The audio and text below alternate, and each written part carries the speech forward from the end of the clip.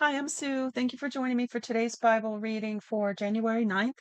Today I'm reading Genesis 27 through 29 from the World English Bible. Verse 1. When Isaac was old and his eyes were dim so that he could not see, he called Esau his elder son and said to him, "My son." And he said to him, "Here I am." He said, "See, now I am old. I don't know the day of my death. Now therefore please take your weapons, your quiver, and your bow, and go out to the field and get me venison. Make me savory food such as I love, and bring it to me, that I may eat, and that my soul may bless you before I die."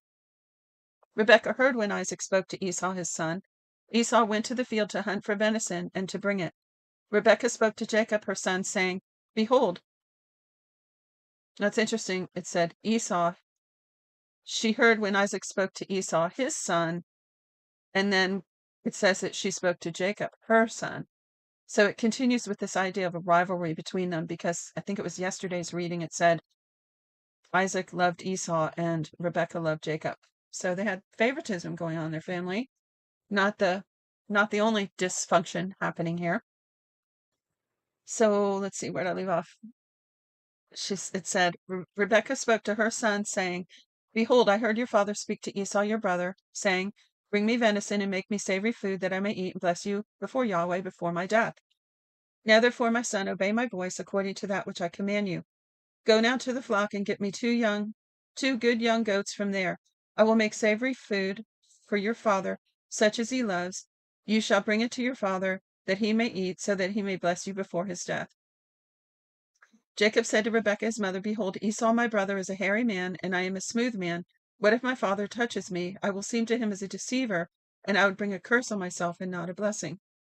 Now, I don't understand how deceiving would not bring a curse on you, but him finding out that you were a deceiver would bring a curse, unless it's just, that his father would curse him then or something. But one thing that is very true here is that they all believe that this thing of cursing was real, and they cared about it. So it says both cursing and blessing, that is. They believed in that. Verse 13, his mother said to him, "Let your curse be on me, my son. Only obey my voice and go get them for me." He went and got them and brought them to his mother. His mother made savory food such as his father loved. Rebekah took the good clothes of Esau, her elder son, which were with her in the house, and put them on Jacob, her younger son. She put the skins of the goats on his hands and on the smooth of his neck. She gave the savory food and the bread which she had prepared into the hand of her son, Jacob. He came to his father and said, "My father." He said, "Here I am. Who are you, my son?" Jacob said to his father, "I am Esau, your firstborn. I have done what you asked me to do. Please arise, sit, and eat of my venison, that your soul may bless me." Isaac said to his son, "How is it that you have found it so quickly, my son?" He said, "Because Yahweh your God gave me success." Isaac said to Jacob, "Please come near, that I may feel you, my son, whether you are really my son Esau or not." Now there's something else plays into this, though, because remember, Esau sold his birthright to Jacob a long time before this. So technically it's not his anymore anyway. But it doesn't really explain all that here. It's funny. Verse 22. Jacob went near to Isaac his father. He felt him and said, "The voice is Jacob's voice, but the hands are the hands of Esau." He didn't recognize him because his hands were hairy, like his brother Esau's hands. So he blessed him. He said, "Are you really my son Esau?" He said, "I am." He said, "Bring it near to me, and I will eat of my son's venison, that my soul may bless you." He brought it near to him, and he ate. He brought him wine, and he drank. His father Isaac said to him, "Come near now and kiss me, my son." He came near and kissed him. He smelled the smell of his clothing, and blessed him, and said, "Behold, the smell of my son is the smell of the field which Yahweh has blessed."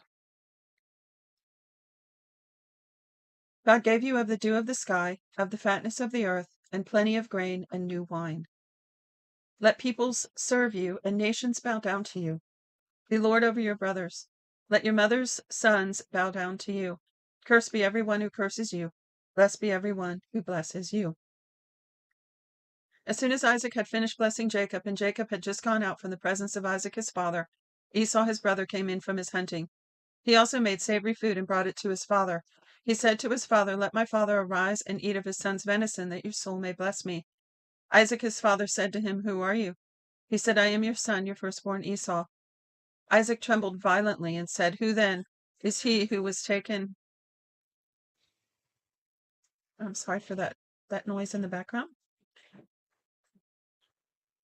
It looks like the power was out for a minute, came back on, and my printer came on. Apologies. Verse 33. Isaac trembled violently and said, Who then is he who has taken venison and brought it to me? And I have eaten of all before you came, and have blessed him. Yes, he will be blessed. When Esau heard the words of his father, he cried with an exceedingly great and bitter cry, and said to his father, Bless me, even me also, my father. He said, Your brother came with deceit and has taken away your blessing. He said, Isn't he rightly named Jacob? For he has supplanted me these 2 times. He took away my birthright. See, now he has taken away my blessing. Oh, okay. So the birthright and the blessing are 2 different things. He said, Haven't you reserved a blessing for me?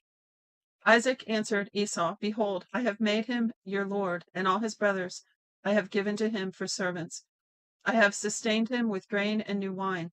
What then will I do for you, my son? Esau said to his father, Do you have just one blessing, my father? Bless me, even me also, my father.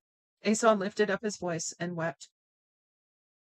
Isaac his father answered him, Behold, your dwelling will be with the fatness of the earth and of the dew of the sky from above.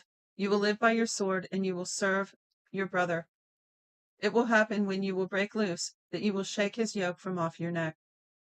Esau hated Jacob because of the blessing with which his father blessed him.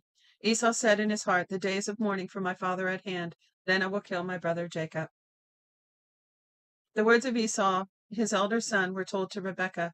She sent and called Jacob, her younger son, and said to him, Behold, your brother Esau comforts himself about you by planning to kill you. Now therefore, my son, obey my voice. Arise, flee to Laban, my brother, in Haran. Stay with him a few days until your brother's fury turns away, until your brother's anger turns away from you, and he forgets what you have done to him. Then I will send and get you from there. Why should I be bereaved of you both in one day? Rebekah said to Isaac, I am weary of my life because of the daughters of Heth. If Jacob takes a wife of the daughters of Heth, such as these of the daughters of the land, what good will my life do me?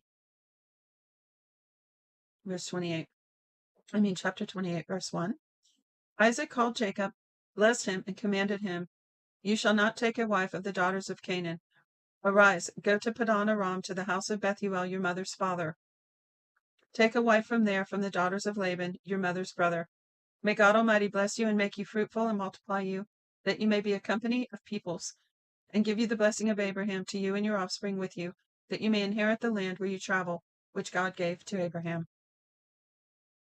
Isaac sent Jacob away. He went to Padan Aram to Laban, son of Bethuel the Syrian, the brother of Rebekah, Jacob's and Esau's mother. Now Esau saw that Isaac had been blessed by Jacob and sent him away to Padan Aram, to take him a wife from there, and that as he blessed him, he gave him a command, saying, You shall not take a wife of the daughters of Canaan. And that Jacob obeyed his father and his mother and was gone to Padan Aram. Esau saw that the daughters of Canaan didn't please Isaac his father. So Esau went to Ishmael and took, in addition to the wives that he had, Mahalath, the daughter of Ishmael, Abraham's son, the sister of Nebaioth, to be his wife. Jacob went out to Beersheba and went toward Haran. He came to a certain place and stayed there all night because the sun had set. He took one of the stones of the place and put it under his head and lay down in that place to sleep. He dreamed he saw a stairway set upon the earth, and its top reached to heaven. Behold, the angels of God were ascending and descending on it. Behold, Yahweh stood above it and said, I am Yahweh, the God of Abraham your father, and the God of Isaac. I will give the land you lie on to you and to your offspring. Your offspring will be as the dust of the earth, and you will spread abroad to the west and to the east and to the north and to the south. In you and in your offspring all the families of the earth will be blessed. Behold, I am with you, and will keep you wherever you go, will bring you again into this land, for I will not leave you until I have done that which I have spoken of to you. Jacob awakened out of his sleep and said, Surely Yahweh is in this place, and I didn't know it. He was afraid and said, How awesome this place is. This is none other than God's house, and this is the gate of heaven. Jacob rose early in the morning and took the stone that he had put under his head and set it up for a pillar and poured oil on its top. He called the name of that place Bethel, but the name of the city was Luz at the first. Jacob vowed a vow, saying, If God will be with me and will keep me in this way that I go, and will give me bread to eat and clothing to put on, so that I Come again to my father's house in peace, and Yahweh will be my God. Then this stone, which I have set up for a pillar, will be God's house. Of all that you will give me, I will surely give a tenth to you. Then Jacob went on his journey and came to the land of the children of the east. He looked and saw a well in the field, and saw 3 flocks of sheep lying there by it. For out of that well they watered the flocks. The stone on the well's mouth was large. There all the flocks were gathered. They rolled the stone from the well's mouth and watered the sheep, and put the stone back on the well's mouth in its place. Jacob said to them, My relatives, where are you from? They said, We are from Haran. He said to them, Do you know Laban, the son of Nahor? They said, We know him. He said to them, Is it well with him? They said, It is well. See, Rachel his daughter is coming with the sheep.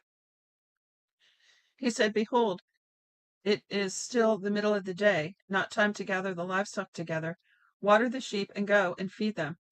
They said, We can't until all the flocks are gathered together. And they rolled the stone from the well's mouth. Then we will water the sheep. While he was yet speaking with them, Rachel came with her father's sheep, for she kept them. When Jacob saw Rachel, the daughter of Laban, his mother's brother, and the sheep of Laban, his mother's brother, Jacob went near and rolled the stone from the well's mouth and watered the flock of Laban, his mother's brother. Jacob kissed Rachel and lifted up his voice and wept. Jacob told Rachel that he was his father's relative and that he was Rebekah's son. She ran and told her father. When Laban heard the news of Jacob, his sister's son, he ran to meet Jacob and embraced him and kissed him and brought him to his house. Jacob told Laban all these things. Laban said to him, Surely you are my bone and my flesh. Jacob stayed with him for a month. Laban said to Jacob, Because you are my relative, should you therefore serve me for nothing? Tell me, what will your wages be? Laban had 2 daughters. The name of the elder was Leah, and the name of the younger was Rachel. Leah's eyes were weak, but Rachel was beautiful in form and attractive. Jacob loved Rachel. He said, I will serve you 7 years for Rachel, your younger daughter. Laban said, It is better that I give her to you than that I should give her to another man. Stay with me. Jacob served 7 years for Rachel. They seemed to him but a few days for the love he had for her. Jacob said to Laban, Give me my wife, for the days are fulfilled that I may go into her. Laban gathered together all the men of the place and made a feast. In the evening he took Leah his daughter and brought her to Jacob. He went in to her. Laban gave Zilpah his servant to his daughter Leah for a servant. In the morning, behold, it was Leah. He said to Laban, What is this you have done to me? Didn't I serve with you for Rachel? Why then have you deceived me? Laban said, It is not done so in our place to give the younger before the firstborn. Fulfill the week of this one, and we will give you the other one also for the service which you will serve me for 7 more years. Jacob did so and fulfilled her week. He gave him Rachel his daughter as a wife. Laban gave Bilhah his servant to his daughter Rachel to be her servant. He went in also to Rachel, and he loved also Rachel more than Leah, and served with him 7 more years. So there's more preferential treatment going on in the family. 31. Yahweh saw that Leah was hated, and he opened her womb, but Rachel was barren. Leah conceived and bore a son, and she named him Reuben, for she said, Because Yahweh has looked at my affliction, for now my husband will love me. Now, for anyone who's not familiar with Bible reading or new to Bible reading, that Reuben, this first of Jacob's sons, is the first son of the 12, which become the 12 tribes of Israel. So there's Reuben. So it says, She conceived again and bore a son and said, Because Yahweh has heard that I am hated, he also therefore has given me this son also. She named his name Simeon. So that's the second of the 12 tribes. She conceived again and bore a son.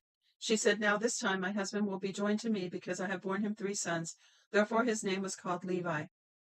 And that's who becomes the Levites, who the priests came out of later on when they built the temple. Verse 35, She conceived again and bore a son. She said, This time I will praise Yahweh. Therefore she named him Judah. That's the tribe that Jesus came out of. Then she stopped bearing. And that's the end for today. So just to rehash that last part. So we had, I'm looking at the children here.